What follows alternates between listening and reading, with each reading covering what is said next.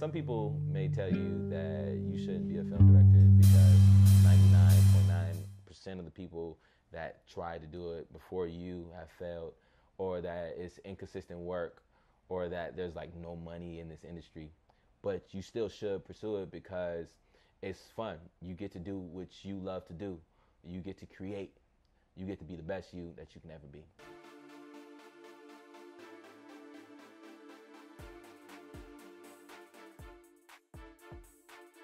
Hey everyone, it's Neffy Anderson here with a brand new episode of The Path Less Traveled, a web series spotlighting millennial entrepreneurs who successfully turn their passions into lucrative careers.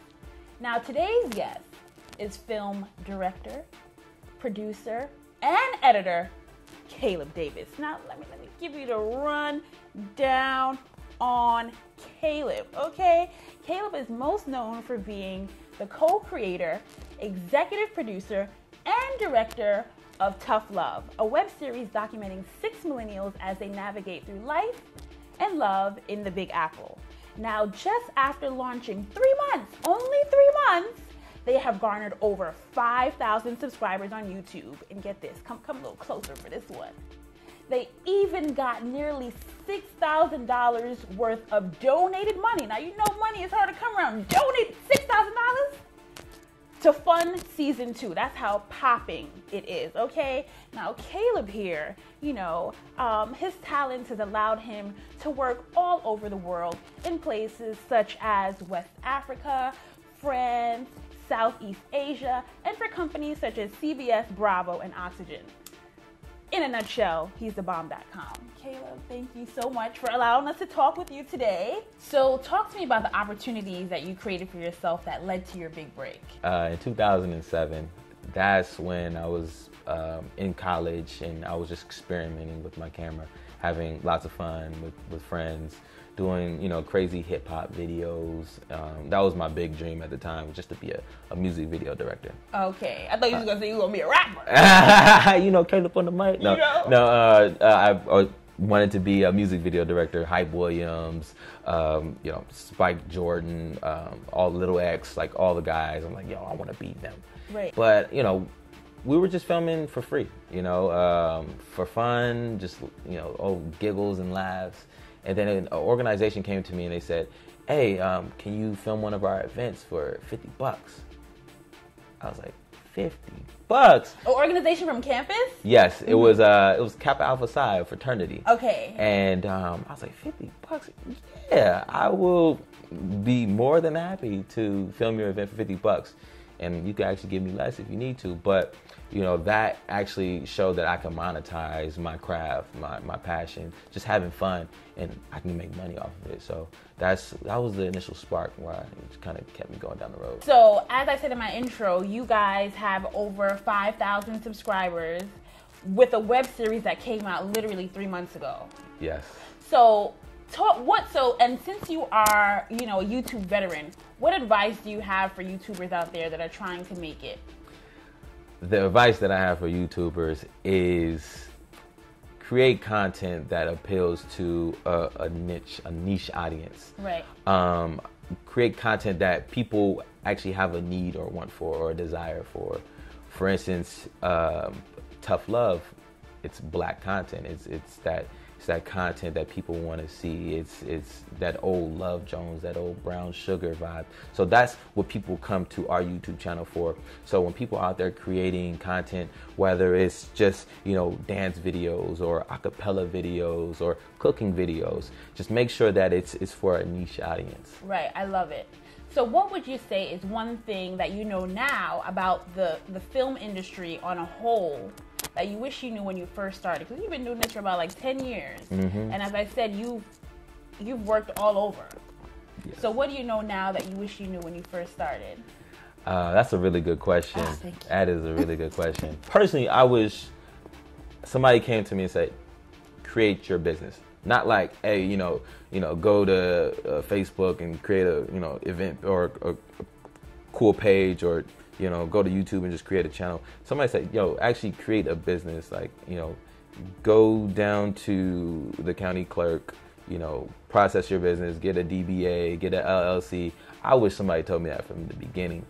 because there's a lot of steps and a lot of perks as well in that process, and that is something I wish I knew, because I'll be even more advanced than I am today. Right. And in addition, having a website is pretty crucial, because I didn't learn about that until a few years after I started filming. YouTube is a good platform, but having a website, having a landing page where people can go directly and see your work, or go directly and see what's new, Let me say this right now. I don't take nobody serious that don't got a website, honestly. Okay, that's it. That's my piece. Yes. Get a website, people. It's necessary. And I feel like it also helps to set you apart when you're applying for jobs, right? Because everybody's gone to school, they've had great internships, they've had great grades. So having a website on your resume allows them to get to know you a bit better and know your work. You can't be like, NC attached. And so you can just have the website, and they could they see your face, they hear about you, all that good stuff. Yes.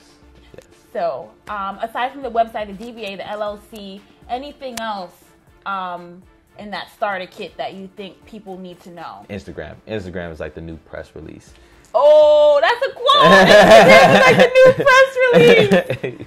Yes, absolutely. Because just like, before this interview, I just put a blast out to everybody that's following us to just let them tune in, give us some comments, and now they know what's on. Like, they know I'm on your show. Yeah, that's crazy. Instagram is. Did you guys catch that? Like, that is Instagram is a new press release. But you're so right. Yes. I can't. And then before, when we weren't rolling, what'd you say? You said life is business. Life is definitely business. That's a major key. That's something DJ Khaled would say. I'm hyped. Major key. So get yourself an Instagram. Hey, yes, absolutely. So what would you say is one thing that most people don't know about your journey to where you are in your career today?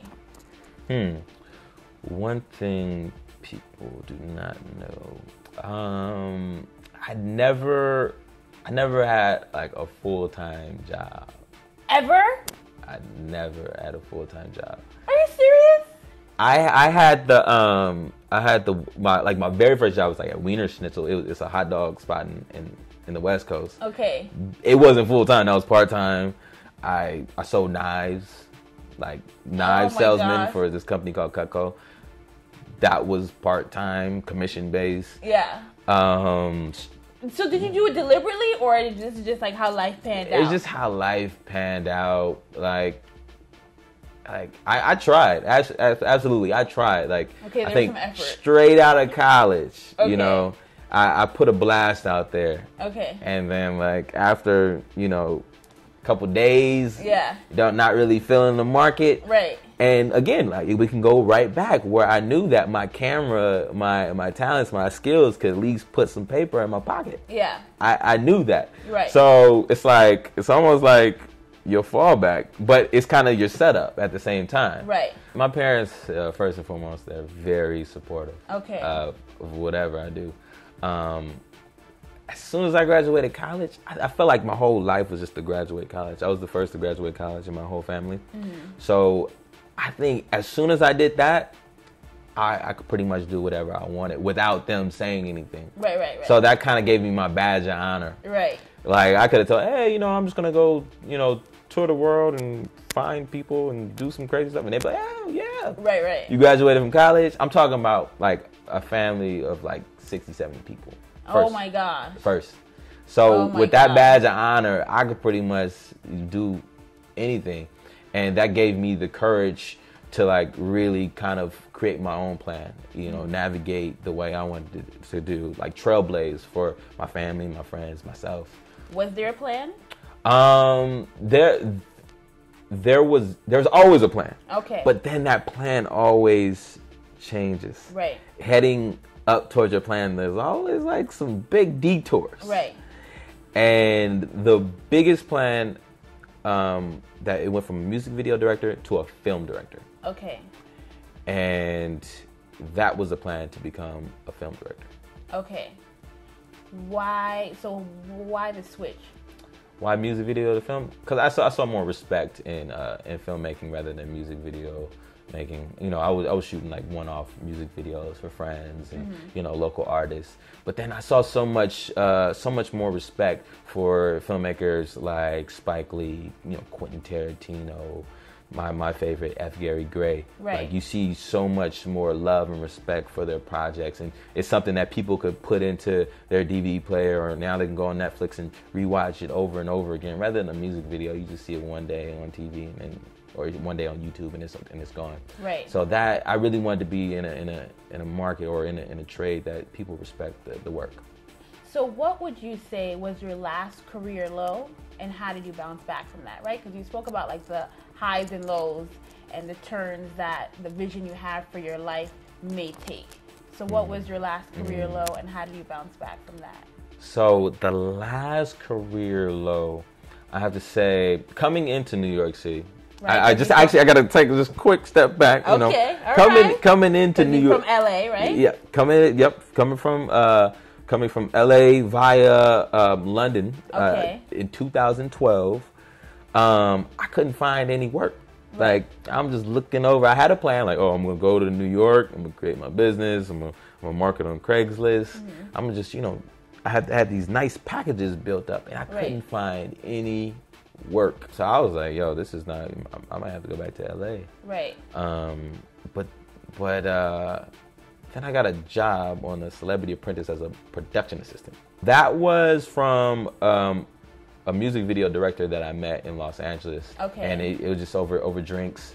He was telling me why he was in town, and I was telling him, my struggle. I'm like, I can't find any work in the city. I just want to work. Right. And he said, I got something for you. Right. And he made that call, and he made it happen. He put me on a Celebrity Apprentice. So that was a low from not finding any work to being on the Celebrity Apprentice. It was a joy, because now I'm getting paid just to be in the realm of filmmaking, TV making, and production. Right. But if we want to continue, production assisting can start to become a low as well. It's like that. It's like that valley. Okay. It's like I came to the city to just do my company at the time, CD Productions, and CD Productions only. Okay. Couldn't find any work. Whoop whoop. And then now I need work. I find it on a major television network, NBC, Celebrity Apprentice. Right. Do not support Donald Trump. Gotta put that in there. Do not support Donald Trump. So then that became a high, because now I'm getting paid. I'm working. Right. I see. It's fun. I'm meeting people. Right. So that was a high. But then the low starts to come is when you're just assisting and you're not creating. That's when the low starts to hit. Like, it's fun. Like, I definitely had a lot of fun production assisting, meeting people. But then I kind of had to move out of that realm and really grab my camera, attach myself on the creative projects, and really start bringing in the business CD productions. Right. Okay, so I really identify with you in the fact that, like, you have this great opportunity, you're working at a great company, everybody that you know thinks you made it, like you popping. But then there's that, like, your passion, the thing that you've neglected. It's like nagging and pulling at you, like, you forgot about me, but I didn't forget about you, So how do you transition, right? I just literally started looking around, and I'm like, these people, there's some people, like I told you, I started in 2007. I'm like, there's some people that I'm working with in 2012 as an assistant that just started filming in 2011. I know my skill set is better. So I started to identify and know my own worth. Some big shows. They did America's Got Talent on NBC, and I'm just like, these people just started, and like, what's going on, with me? Why is my worth, not being expressed or being shown? Right. And it's like, you have to create your own. Like, you have to literally grab, the horse by the straps and, take control. Yeah. That's the only way. I can't really, depend on the next person. I can't really just, sit down and, just kneel and say, hey, bring me to the next level. You definitely have to pray. Pray to God. Pray to God. And then, knowing your worth. And then after that, just started going.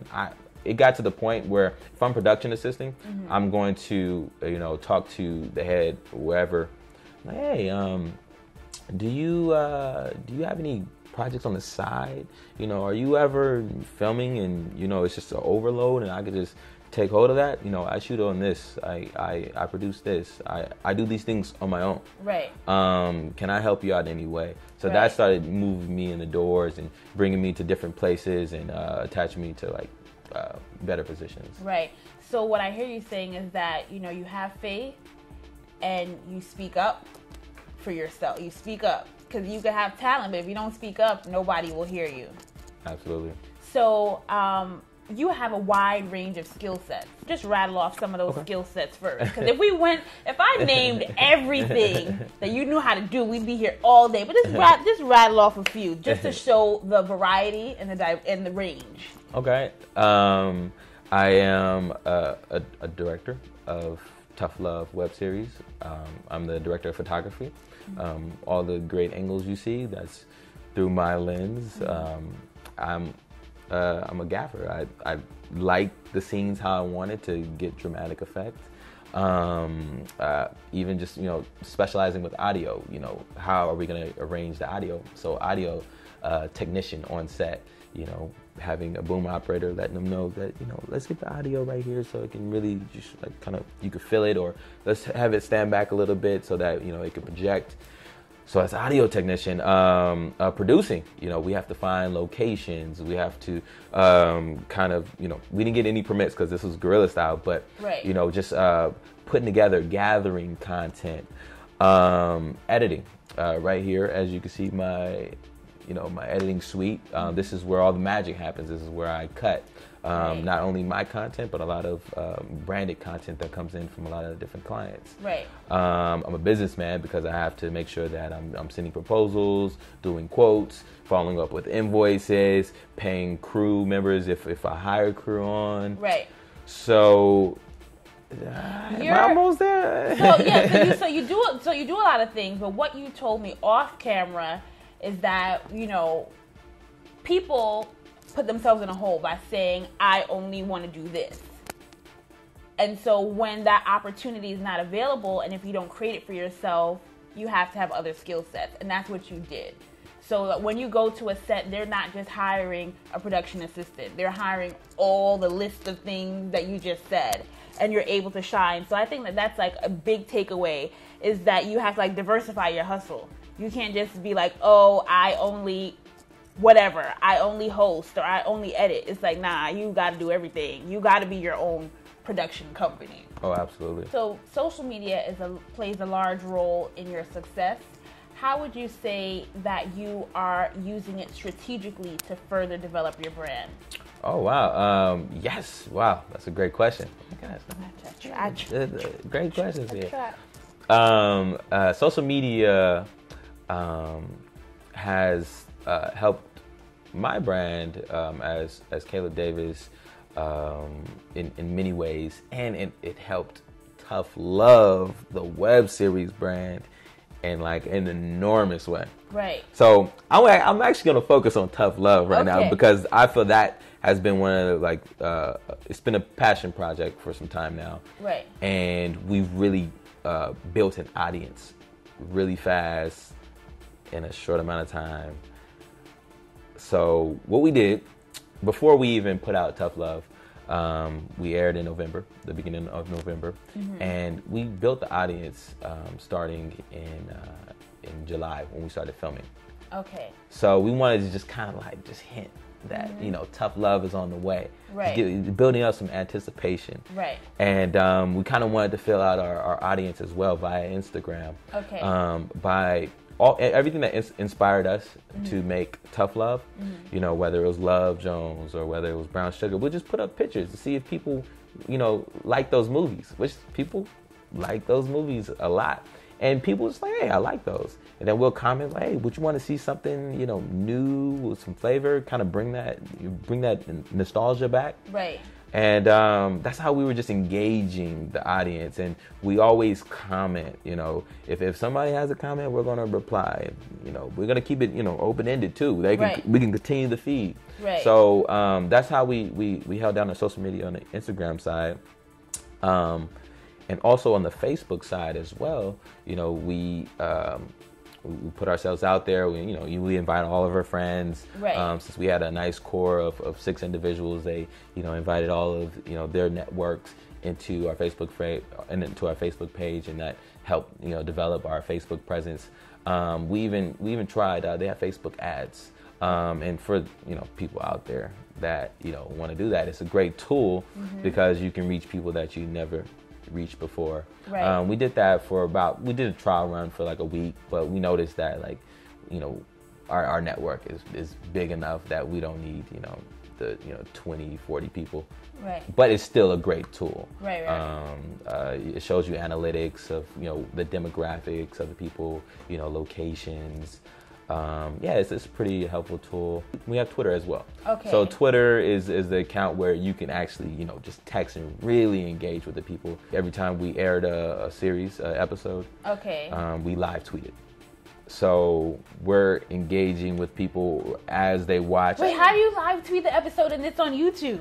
Okay, and that's programming. So we wanted to make sure when we started our YouTube series, we wanted to make sure that it was at a time. Every time that we air, it had to be at 9:30 p.m. Prime time. People getting off work, still blending in with the East Coast and the West Coast, and every Tuesday.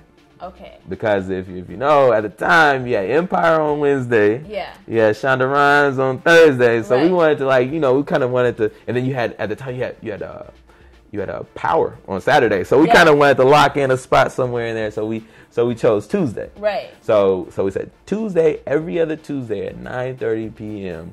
You're gonna see some new content. Right. And it could either be a new episode, it could either be a teaser, it could either be Tough Love in the Streets, where we go out and engage just random people in the streets with the questions that we had in the series, just to get an overall perspective of tough love. Right. So these are like all these marketing tactics, these are all these social media engaging activities that we had that really made tough love work. Did you learn these naturally, or did you, I shouldn't say naturally, but did you learn these just by doing, or did you go take a class? Did you read a book? Do you have a mentor? As far as the social media side, it's just really immersing myself into it. Like, I feel that for me, that's why I'm a jack of all trades. I'm a polymath, is because I can see it, I can break it down, I can decipher it, and the best part, I can apply it. Right. Applying is everything. Like I'm on Instagram avidly as Caleb Davis, right? And I see things. Right. I screenshot it. I put it in my my Trello account, which is a nice little. Shout out to Trello. Speak on it. Trello is a nice way to kind of like map out your ideas. You create columns. Just Trello.com. Just check it out. It can organize your life in many ways. But I'll put it in my Trello, and I'll say I'll just put nice marketing tactic, just from just being out there in the Instagram community or just the social media community. Right. And then I'll just have like a lot of ideas. And then when it comes time for that right moment, right, I'm like, let's activate that idea. Right. And it just starts off like that. And if it works, let's continue. If it doesn't work, let's retract, figure out why it didn't work. Let's try it again. If it doesn't work, we're just gonna put it off to the side. Maybe it can work for something down the line in the future. Right. Yeah. So I saw you kind of gave a little pause to the mentorship thing. Do you have a mentor? Yes, I do have a mentor, but not in the social media realm. Okay, all right. I definitely a film, video mentor. I have a few mentors. Oh, okay, you balling. You balling. People out here trying to just have one. Have a few. Michaela Pereira. Okay. She's the anchor for the CNN New Day show. Okay. And she's basically been, my ride or die since Los Angeles when I met her at KTLA Studios. She supported me throughout my whole series of, ups and downs. She's been a big supporter. Carla Yoboro, which was a supervisor that I had way back in college. And she just caters me along the way, just keeping me grounded. Right. Because, I wouldn't say I'm successful just to, fall off the earth, but, just keep me grounded, just to let me know that, every day you have to fight. Every day you have to keep going and going and going, and you can't lose control. You can't lose focus. So that's Carla. And then I would say as a unit, my mom and dad, they're my mentors. My dad brings so much structure into my life, and my mom, she brings a lot of hope and joy. So I mix those together, and then that's what makes me. So outside of your awesome mom and dad as your mentors, let's talk about the other two mentors that you have, and like how you got them. How does that relationship work? Because I feel like that's a space that a lot of people are in. They want a mentor, but they don't know how to get one. And then once they get one, they don't know, how to facilitate the dynamics of that relationship. Do we talk every day, every week? Do I give stuff to them? So tell us about your experience. Okay, so how me and Michaela met was back in Los Angeles at KTLA Studios. It's a news station out there. And I was an intern. I was just a script runner. So I would run her scripts all the time. She was an anchor out there in Los Angeles at the time. And I guess I was a good script runner. I can grab paper and put it on her desk in the best way ever. And she just saw the passion in me. At the time, still, I wanted to be immersed into just film production cameras. I just want to be immersed into the energy. So I'm just full of joy. I'm doing it. I'm doing all my work proudly. It got to the point where I was actually hired by the executive producer to be a production assistant and supervise the interns. So now I kind of had some leverage. So this moved me into a whole nother department where now I'm immersed with all the producers and Michaela herself. And she sat right across from me. So I'm talking about like my computer's here and her computer's here. Are you serious? So that's literally how our morning started off. And I'm talking to her, and we just like kind of glance and talk here and there. Right. And it was this one time where she said, "Are you part of NABJ?" This is the National Association for Black Journalists. And I was like, "No, never heard of it." She's like, "Well, I see that you're here. You bring a good presence. I can see you going far." I was like, "Oh, cool." And then that left there. And then like a few days later, she's like, "You know what? I'm going to sponsor you to go to the conference in San Diego this year." It's like, that's amazing. I'm like, cool. I was oh my God. I was like, yeah. I was like, all right, cool. Oh goodness. And I could really be honest with you. The word mentor is almost like a relationship, because it wasn't until we went to that conference and she pulled me. She's like, "You're going to go to this event with me. Or party with me, or dinner with me." And that's when our two forces came along and collided, and she presented me as this is I'm his mentor, I'm the mentee. Oh, and so that's like, I guess that's what we are now. It's yeah. I guess that's it's like a relationship. Yeah. I guess we're exclusive. Right. So that's how it happened, and then we were at the dinner. So I saw how life was on her playing field, and it was like a whole new world for me. I'm like, wow, this is how this goes on in her world. So after that, you have to start playing it. Right. Hey, that's my mentor. Yeah. Hey, he's my mentee. Right. It's inevitable not to play that because you have already created that label. So. When more projects started coming up in my career, who to go for? Your mentor. And who to sit down with breakfast for? Your mentor. So she started helping. She even co-signed some of my projects, like the project that we had in West Africa. She co-signed it. She supported. So that support level is still here today. And so did she hit you up like, "Hey, what's going on? How's everything going with XYZ?" Or do you just update her on projects as they happen? Or is it a mixture of both? It's definitely me updating. Okay. Because if your mentor, like, people might have, Diddy as their mentor. Right. They're busy. Right. They are busy. Like, you can, turn on TV, see them there. Like, they're working. Right. So don't bother me, I'm working. Don't bother me, I'm working. Exactly. Right. So, you know, I can't like, oh, is she thinking about me? I can't be in the relationship like, oh, well. I have to be, you know, just as strong. Like, okay, I respect her work. Right. I know her work ethic. So, hey, here's some updates. And then she'll see, you know, my updates and, you know, like, oh, you know, then we'll start some dialogue. Or it could be a big event. It could be birthday. It can be, you know, a friend of hers that, you know, that's mutual now. It's like, oh, we're all doing this big event. Then she would extend the invitation, the handout like that. Right. So that's how it usually happens. Right. Yeah. So speaking about staying connected, you and the writer of Tough Love, you know, y'all booze and y'all started dating back in college. So talk to me about how Tough Love came to fruition. Tough Love came together.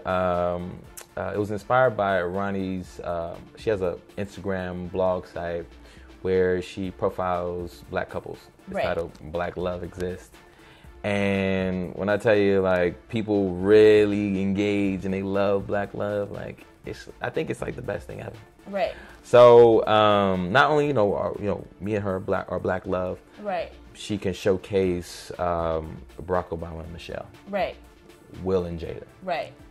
Beyonce, Jay-Z. Right. You know, that's, you know, political, acting, music, like in those realms. And people just engage, like, oh, you know, wow, that's a beautiful picture. Right. Or I love this, you know, these people are incredible.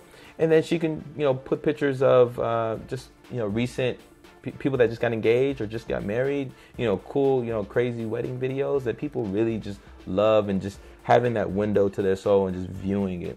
So once she hit her, it was either 10 or 20,000 mark, because she's at like above 20,000. So once she hit her, one of the milestones of Black Love Exists, she said that she's going to write a script, have content, create content to cater to that audience. And then that's where Tough Love came about. Wow. So was it always initially going to be a video or, you know, web series? Or was it, you know, because the average person doesn't really think video first. They probably think a blog, right? So connect the dots for me. So it comes from both of our passions coming together. Right. It comes from her writing skills, her communication skills, her social media skills, and then it comes from me as a filmmaker, wanting to do a feature film, but not really having that drive, or not really meeting that person, or not really writing that script for me, like me not writing it down. So it's like we connected the two together, right? And we said we're gonna do this together, right? So we made our little baby, right? Tough Love, right? And it's your first. It's your first. Yes. It's my first. I love it, and so. As I mentioned before, fans love the series so much that they've donated, you know, nearly $6,000 and counting towards season 2. So what are some topics and things that you're looking to explore in season 2, or have you not delved in that yet? The only thing that I can really kind of scrape on the surface, everything's going to be enhanced. Right. Like there's going to be, you know, more, you know, social, economic conversations and dialogue. There's going to be more current events, you know, really diving into, you know, how we were talking about Bill Cosby and the way black men are looked at and portrayed, to just, you know, things that are going on in New York City. Just really those, being conscious about the content. We're going to dig really deep into that. You're going to see a lot of spice. Lot of spice? More leaven. Okay. More leaven. You know, more, you know, creativity with the montages, you know, for the people that like the editing out there. Right. We're gonna take it up a notch. I love it. So what has Tough Love, the web series, taught you about love in your actual life? Good question. My gosh, Neffy comes with it. You know, I can't disappoint. I can't. I think Tough Love, you know, pulling from ourselves to bring that content. I think, you know, what it's taught us, what we showcase, and what it has taught us is that love isn't just, you know, a smooth, happy road. You know, it's one thing to know it, and then it's another thing to show it. Because once you show it, it's like okay, I know that we went through these ups and downs, right? And then you show it, and then you're like, we can be in one of those situations, or we have been in one of those situations, right? And then just seeing it is different. It's like, whoa, yeah. It's like, yeah, that's hurtful, or like, wow, them two having a business together, that's pretty dope, But like when you know it and when you're in it, right? You're just in it, but knowing it and showing it, I feel it's two different things. So that's what I started to learn, is just that, like, when somebody's hurt, they're really hurt, right? When there's an argument, like, somebody's on the other side, and they're not being heard, or they're in pain. These are things that we showcase in the show, right? And then it just kind of like reintroduce it, and also just make you feel it a little bit more, right? So let's find another good question, because I am a fan myself of the series. I love it. I share it with all of my family and friends because it's just that poppin'. But I also am a person of the people. So we put out a question to Instagram, but I also scoured the YouTube comments, to see like what people want to know. They vicious. So let's find a good one. So one thing that I noticed is the style of shooting, which I like. Mm-hmm. I feel like it's a scripted series times a reality show. What makes it not a reality show, but what gives it that feeling is the one-on-ones. Tell me about how that whole concept came about. So, as a filmmaker, there's all these concepts that I've ever wanted to do. Right. And this Tough Love have gave me the platform to, put out these ideas and these concepts from favorite and like most admired directors of mine. So that concept is a mashup between Spike Lee, Inside Man, and Christopher Nolan, everything. So in Inside Man, you can see that they have to interview everybody that was in the bank at that time, and it's literally that confessional cam. Okay. And it's two people. It's you have the confessional cam looking straight at the subject, and then you have the confessional cam looking at the detective. Right. So you have it's very intimate. Right. Due to low budget, it was just all blacked out. Yeah. It's therapist's office. Right.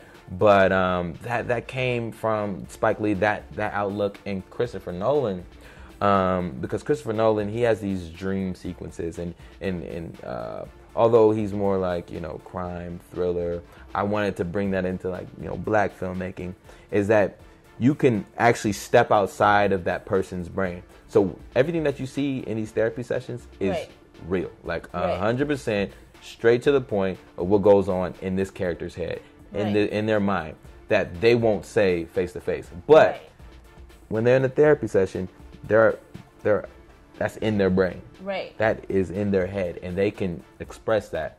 So those are the two concepts that I meshed together to bring you the therapy sessions. Wow. I love it. It's amazing. I've liked and followed all the social platforms you got, and all that's left is for me to donate tonight. Hey. Thank you, Neffy. I got to support. So on behalf of everyone on the other side of that screen, I just want to thank you for having the courage to turn your passion into your career. Thank you very much, Neffy. This has been amazing. No problem. And you guys, if you enjoyed this interview as much as I did, I need you to let me know it. Don't be stingy. Don't be cheap. Okay, I need you to like. Hey. I need you to comment. I need you to subscribe. And here's the bonus. You ready? You ready? I need you to head over to the Tough Love series GoFundMe page and support good, not even good, great quality films. Thank you. Until next time, bye.